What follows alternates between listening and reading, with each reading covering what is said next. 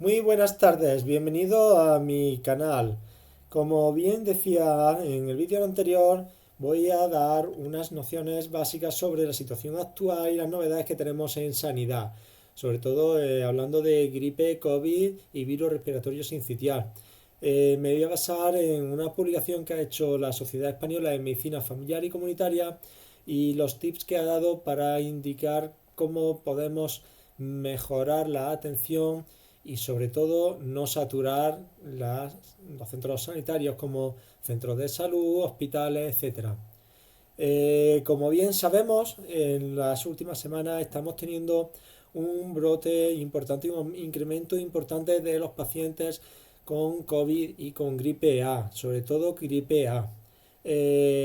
La Sociedad Española de Medicina Familiar y Comunitaria, ante este escenario tan difícil como nos estamos encontrando en los centros sanitarios, ha propuesto unos tips de los que voy a hablar ahora para intentar no saturar los centros de salud y facilitar el acceso de los pacientes que deben de ser atendidos por su gravedad.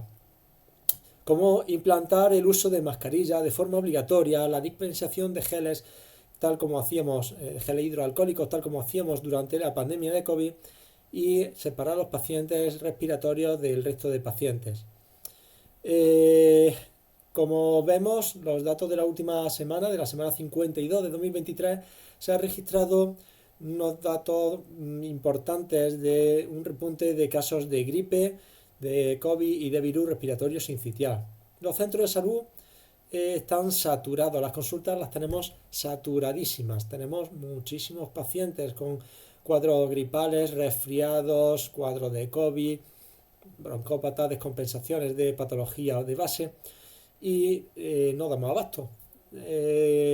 Aquí vamos a poner los tips que ha propuesto la SENFI para intentar que no se saturen los centros de salud y poder dar la mejor atención posible a los pacientes. Bueno, pues vamos a empezar con los tips de salud que ha dado como guía de práctica de la salud la Sociedad Española de Medicina Familiar y Comunitaria. En primer lugar, pues debemos evitar la saturación de los servicios de atención primaria. Es esencial para poder garantizar la calidad de la atención y la seguridad de las personas atendidas. Es importante por eso saber cuándo es realmente necesario acudir a los y a las médicas de atención primaria, a los médicos de familia. Estos son algunos de los motivos en los que hay que consultar. Si presentas síntomas o formas parte de alguno de los grupos de riesgo como los que aquí ponemos. Personas mayores de 65 años y niños menores de 1 año, embarazadas y personas inmunodeprimidas o con enfermedades crónicas.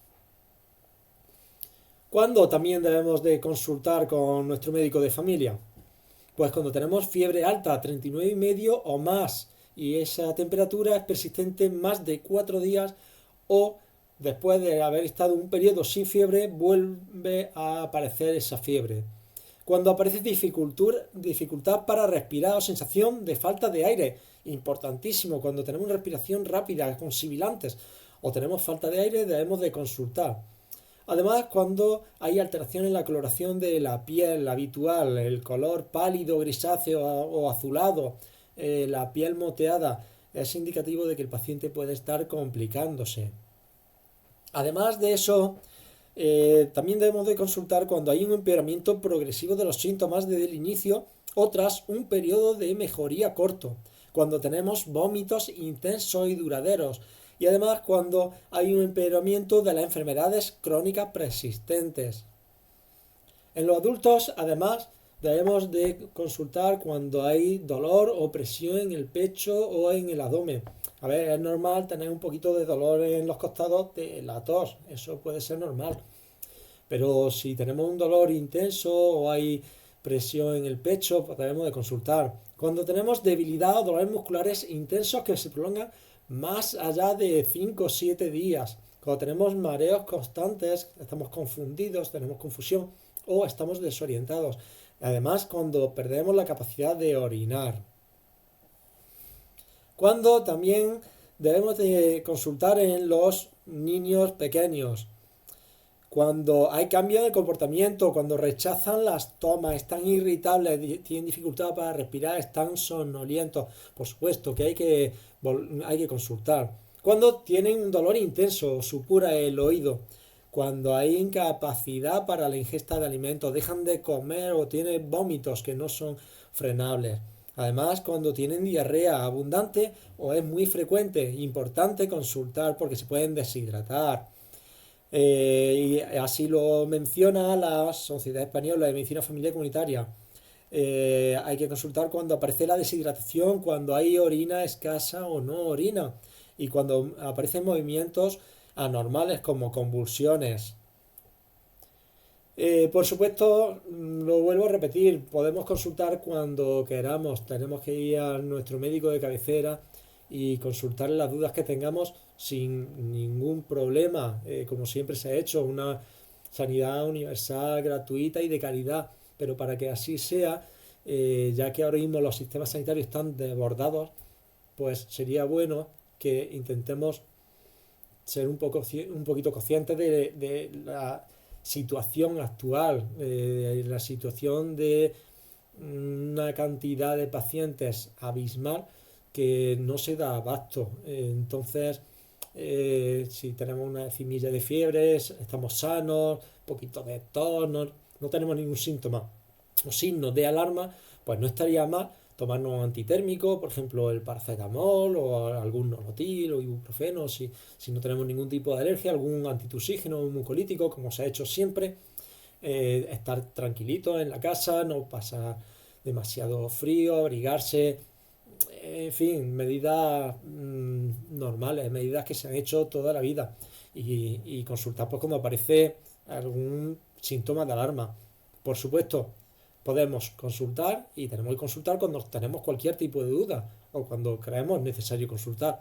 Por supuestísimo, no hay ningún tipo de duda que los sanitarios estamos ahí para atenderlos a todos los pacientes que quieran consultar.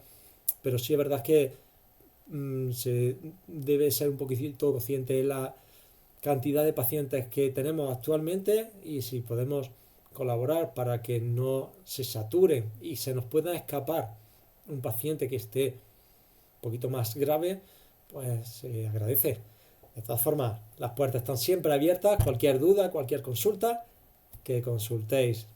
Venga, esto está pasando, nos quedan 2-3 semanillas de gripe más o menos dura y ya mismo volvemos con la salud a tope y se ha pasado la gripe antes de darnos cuenta, igual que se pasó la pandemia de COVID, todas las restricciones. Mascarilla, gel hidroalcohólicos, que no se olvide, sobre todo en espacios cerrados y si vais a algún centro de salud o hospital, también, que ahí la carga viral es bastante alta, ¿vale? Venga, cualquier duda podéis consultar.